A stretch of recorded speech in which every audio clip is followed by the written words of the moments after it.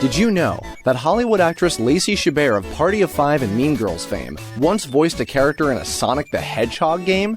Lacey, of course, had already been doing cartoon voiceover for many years on animated features such as Lion King 2 and Balto 2, as well as animated series like The Wild Thornberrys and Hey Arnold.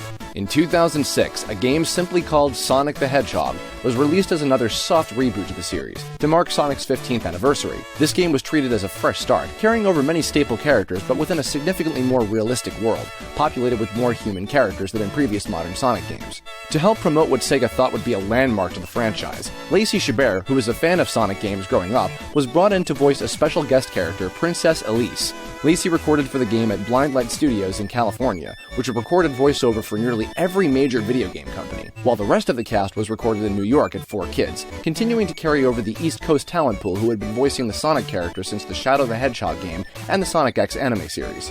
However, in many early trailers for the game, Princess Elise was given a scratch track by one of 4Kids' in-house actresses. In fact, a few of Princess Elise's scratch recordings can still be heard during certain parts of the game.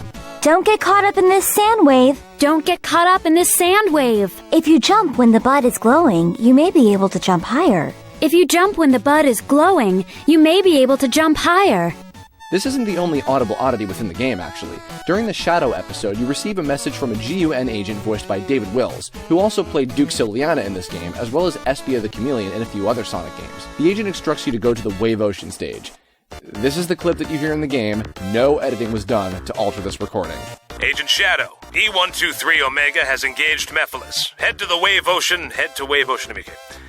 Agent Shadow, E123 Omega has engaged Mephiles. Head to Wave Ocean immediately. Additionally, although they're not all used in the game itself, each of the ally characters have recordings instructing Sonic how to defeat each type of enemy. This is actually common practice in video game recording to cover certain bits of content to be used at the developer's whim, depending on how the game progresses, even if they're not ultimately used.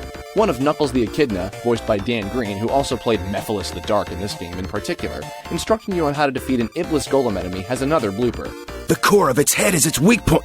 The core of the head is his weak point. Got to attack it when it appears. There's a multitude of recordings by different characters fitting specific scenarios and prompts not found in the final game. Even some alternate takes of certain lines. Here's a few examples.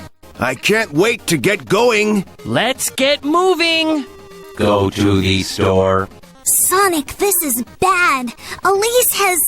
Never mind, I'll tell you later. Hurry to the castle town's altar. Help! Oh, somebody help! Sonic, help! No!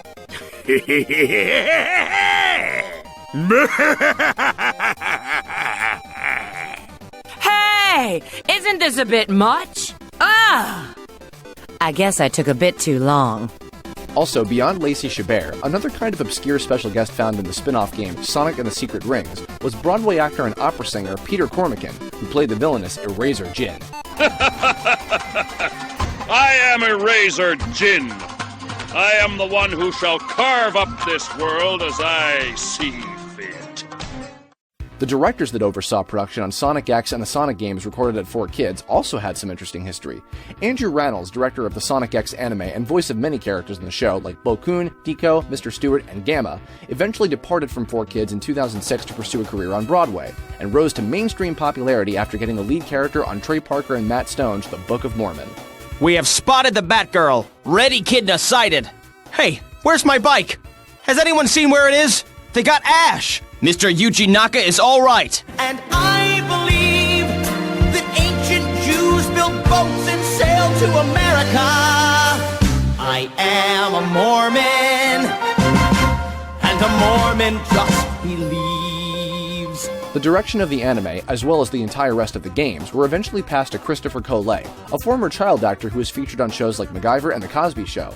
Collet voiced a few minor characters in Sonic, including an early version of Dr. Eggman's assistant, Orbot. That doctor is the result of the power of the Chaos Emeralds, which you discarded along with Sonic. Ergo, another repercussion of your hasty actions. Orbot is now voiced by Kirk Thornton in the current cast, who also took on the role of Shadow. This updated version of the character was treated very differently compared to the one seen in Sonic Unleashed. Of course you won't, boss, of course you won't. On the bright side, a certain someone got their voice back. speaking of kicking characters in different directions, Roger Craig Smith's voice for Sonic is a bit older sounding and more mature, possibly to coincide with the series' 20th anniversary being celebrated in Sonic Generations. The first bits of Roger's Sonic voice were discovered by fans at the Alton Towers Resort in England, which featured a rebranding of its roller coaster, the Spinball Whizzer, called the Sonic Spinball, as well as a VIP room themed to look like a Green Hill Zone level. Opening the door to this room would play clips of Sonic greeting you, voiced by Roger. Have a great stay! Don't forget to ride the Sonic Spinball! Woo-hoo!